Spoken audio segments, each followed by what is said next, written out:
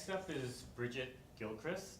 Bridget and her husband Tom enjoy biking in the Green Mountains of Vermont, and especially around the Lake Champlain area. They currently live in northwestern Connecticut in a town called Simsbury, but are planning to relocate to an even smaller state, Rhode Island, soon. Bridgit Gilchrist.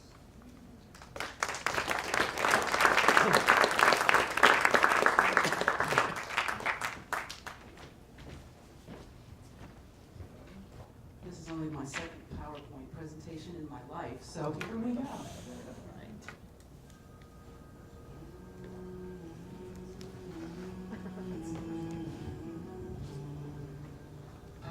So why would anyone spend 3 months on a bicycle?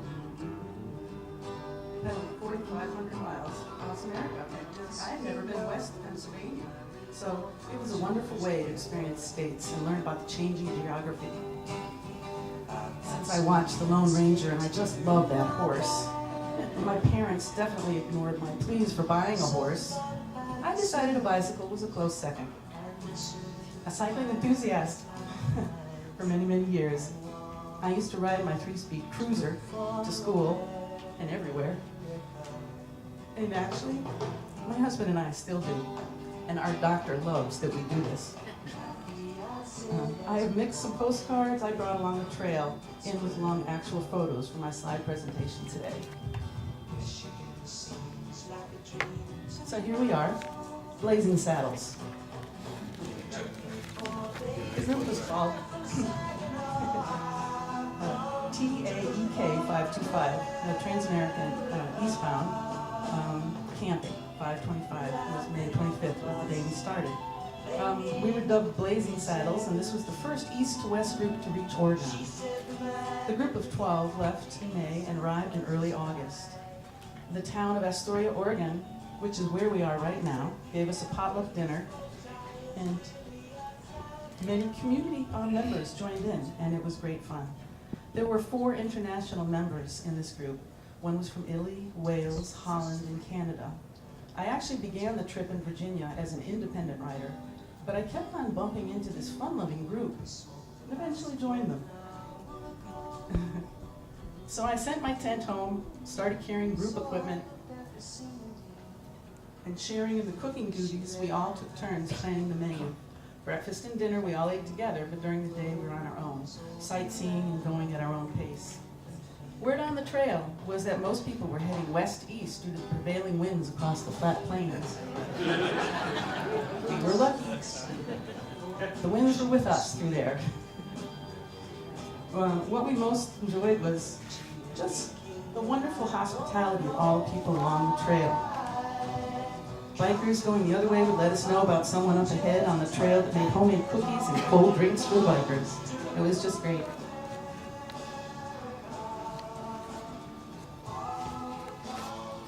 Beginning in Virginia and having to go up and down the Appalachian Mountains on the Blue Ridge Parkway was hard. Look at how much gear I was carrying in the top left there. And in a few weeks through Virginia and Kentucky, there was a lot of rain coupled with just getting in shape, and it was tough for a 19-year-old. In Damascus, Virginia, we shared a hostel called The Place. It was shared by hikers and bikers alike that summer.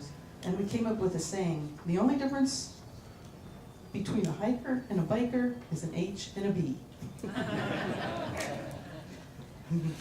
Though we chose 2 different types of travel, we shared a love of travel and new experiences. And in this area, the Kentucky coal mining trucks were frequent travelers. I don't know if you remember them on the roads, but they always tooted their horns in encouragement. Well, at least for me. I waved first, you know what I mean? In southern Missouri, the Ozark Mountains were beautiful. Crystal clear waters, roadsides with wildflowers. The Ozark Highlands area, covering nearly 47,000 square miles, is the most extensive mountainous region between the Appalachians and the Rocky Mountains. And here's our drama.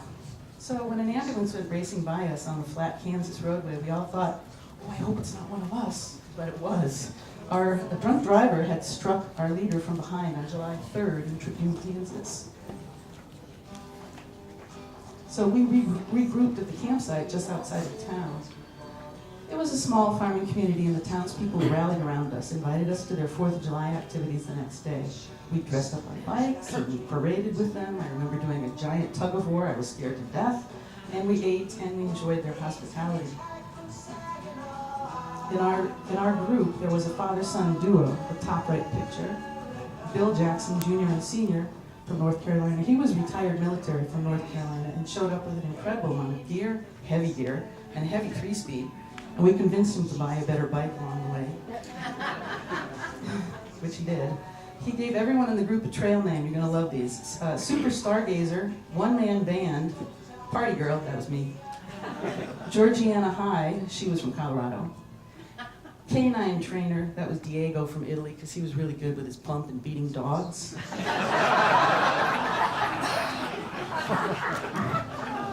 Blimey Limey, Willem from Wales. Mr. Clean, that was Chafin from North Carolina. Everything was always in place with this guy. Boarding House Reach was Hertjan from Holland, because he would ask everybody for anything. Grease Monkey was our co-leader and mechanic. He sort of had a derailleur for a brain. And his son was called Broken Spokes, and he was called Two Sore Ones. Well, our leader eventually rejoined the group, and we rode to Oregon together. One thing I didn't mention is that I carried my flute the whole way across country.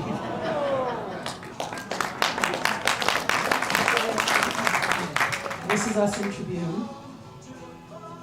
We played music at the celebration, and most nights I would play by the campfire. And when the Rocky Mountains got so loomed up ahead of us and the temperatures soared, I felt like sending the flute home, so the group helped carry it.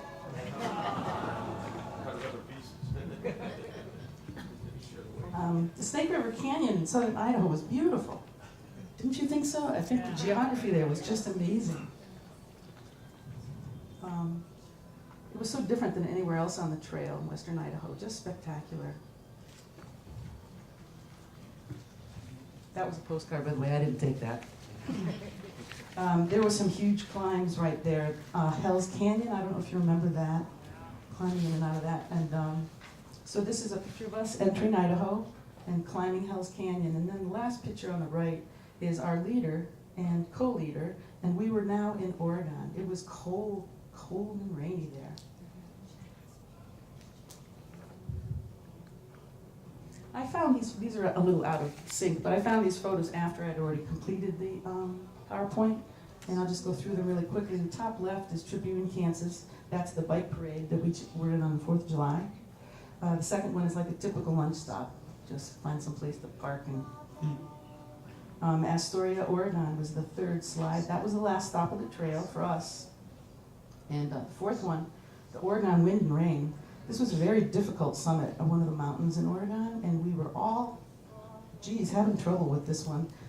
This iconic picture is one of the 5 U.S. Marines and a Navy sailor raising an American flag over the battle-scarred Japanese island of Iwo Jima. That's what we felt like.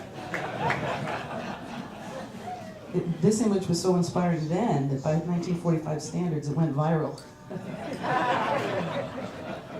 So, spurred millions of Americans to buy war bonds, keep the nation on a solid financial footing. Basically, it was so powerful it helped win World War II. And this is what we were comically trying to portray because we were so battled by fatigue and rain and wind and cold and climb.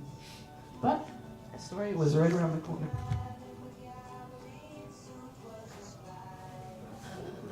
No comment. And here's some memorabilia from the trip. The plaque on the left was a 1 minute, got it. Was what Bill Sr. gave us all at the last day of the trail. He had them made in the storybook with our names.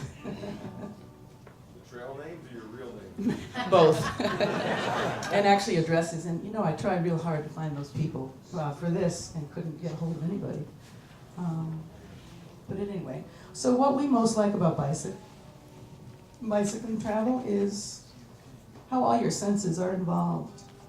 You know, you feel the geography, you smell. It's so much better than in a car. And so I'm preaching to the choir, but get on your bike and ride.